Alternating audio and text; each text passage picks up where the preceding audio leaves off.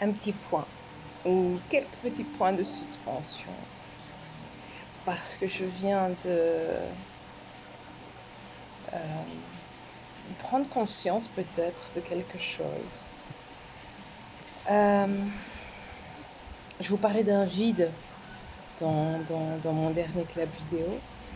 Je vous parlais d'un vide ressenti et je continuais à processer dessus, à me demander ce que pouvait bien être ce vide.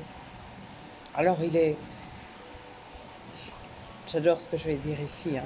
Ce vide est rempli de beaucoup de choses en fait. Ce vide contient énormément d'éléments qui me viennent d'ici et qui me viennent de Belgique évidemment, des deux côtés du monde.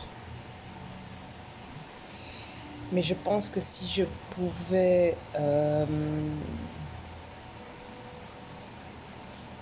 donner une image à ce que ça représente en fait pour moi, ce que ça me fait penser du moins, eh bien ça me fait penser à un processus de deuil, voilà à quoi ça me fait penser. C'est, vous savez, quand vous avez perdu quelqu'un, alors là on parle généralement de deuil dans la perte de quelqu'un qui nous quitte, quelqu'un qui s'en va, ça peut être quelque chose aussi, hein. Eh bien, quand vous perdez quelqu'un, quand une personne s'en va, il y a tout ce processus de démarche à faire, l'essentiel, ce qui est important, ce qui nous paraît important, enfin, voilà, on est rempli de beaucoup de choses en fait. Et puis il arrive un moment où tout s'arrête. Tout s'arrête et c'est comme s'il n'y avait plus rien en fait. Voilà, là il n'y a plus rien, il n'y a plus ce mouvement qui allait dans tous les sens, qui était même parfois très dispersé, très... Là il n'y a plus rien. Ben, je ressens ça comme un processus de deuil, oui c'est ça. Je ressens le fait qu'il n'y a plus de course contre la montre aujourd'hui. J'ai fait le plus gros. Il me reste juste une chose en début de semaine à faire. Juste une.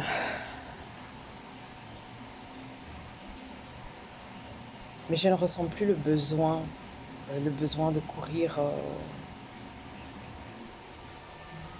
contre le temps ou de me dépêcher à faire tout ce qu'il y a à faire et les démarches vont tellement dans tous les sens que c'en est éreintant. Et comment allier le possible à la nécessité, c'est pas toujours évident, et dans un pays comme celui-ci encore moins.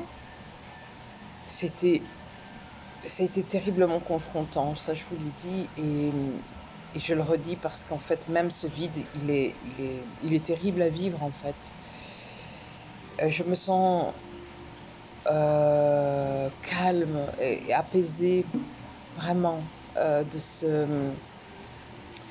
moment où on peut se dire vraiment que tout s'arrête enfin. Je ne pense pas qu'il y ait quoi que ce soit que je puisse faire d'autre. En tout cas, à l'intérieur de moi, je n'en ressens pas la nécessité. Je ne vois pas ce que je pourrais faire de plus que ce que j'ai fait. Je pense que je me suis vraiment accomplie dans tous les sens du terme.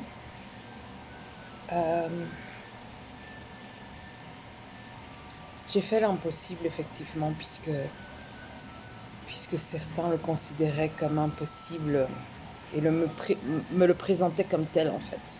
Me le présentaient tellement comme tel. Impossible. Eh bien, j'ai fait l'impossible.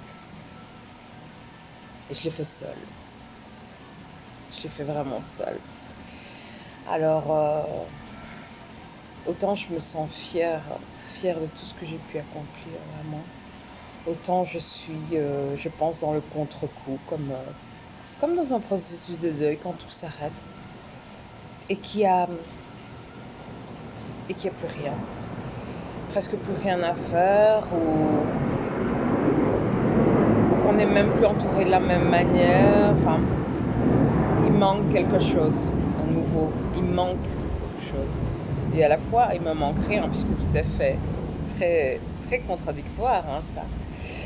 Moi qui affectionne tellement la thématique du deuil, ben je suis en plein dedans encore. Je me rends compte des choses qui ont été accomplies. Je suis pleinement remplie et vivante de tout ça. Et tellement vide à la fois de toute cette énergie, en fait.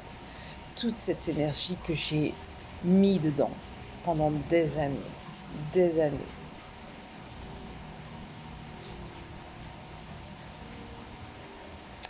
Je me suis sentie souvent très, très seule.